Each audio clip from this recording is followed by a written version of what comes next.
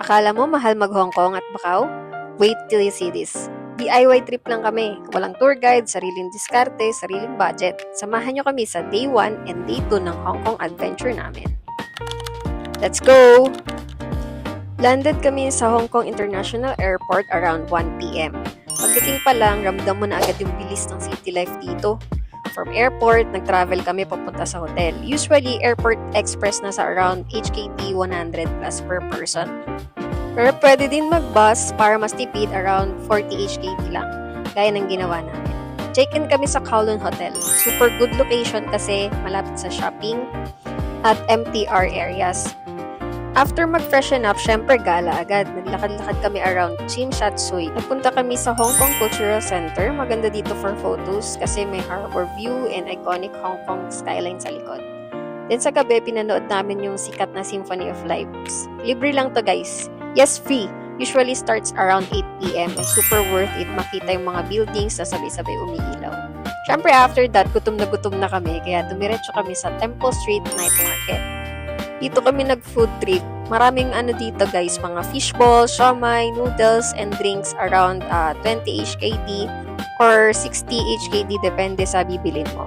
Super lively ng place sa gabi, madaming tao, daming pagkain, perfect talaga for our first day experience. After a long day, balik na rin kami sa hotel para mag-recharge kasi matindi-tindi pa yung gagawin namin sa day 2. In fairness, nagustuhan namin siya. So we need to wake up early for our Macau day trip kasi around 9 a.m. pumunta kami sa airport para bumili ng ticket papuntang Macau. After that, biyahe kami pa Macau around 1.5 hour, excited level 100 kasi another country agad. Pagdating namin, first stop agad the Parisian Macau. Feeling nasa Paris ka dahil sa mini Eiffel Tower. So, kumain muna kami bago kami maglibot-libot. Tinanap namin yung food court. So, usually, ang meals ng food court dito is around 50 to 100 HKD or MOP. Saka sobrang generous nung nila. Laki kasi nung na-order namin. Sobra sa amin dalawa. Dapat pala nag-isa lang kami. Pero all goods, masarap din naman. So, next stop namin guys is Venetian Macau. Pero tignan muna natin tong isang to na gusto mag-vlog-vlog. Hi to my vlog. Saan tayo pupunta nga?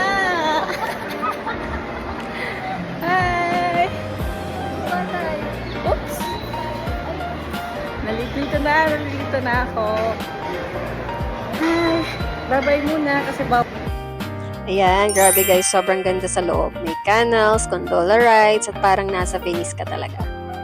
Then, dumaan din kami sa Londoner Macau. Syempre, may Big Ben vibes at super classic. parang kami ng bus ngayon. We have 2 hours na lang, uwi na kami! Selena, don't like Selena. Ano ba? Wala mo pasok ka dito. Hindi na mahal. Syempre, after maglibot-libot, historical spot naman tayo, the ruins of St. Paul's. So, isa ito sa pinaka-famous tourist spot sa Macau. Kaya medyo madaming tao. Pero worth it talaga for photos. Then, syempre, food trip ulit. Nag-try kami ng Macau street foods at bumili ng sikat na Macau jerky for pasalubong. So, yun lang guys. Yan ang mga pinuntahan namin. Nakabalik kami sa hotel around 10 p.m. Hi! We're home. Pagod ka? Good? Yung lakad matitiis, yung amoy hindi. Day 2 done. Walang day 1, day 2 agad. Kalimutan niya kasi. Ay, kilig ko. Mapagod ako. Wow. Okay. Bye-bye. Ligo.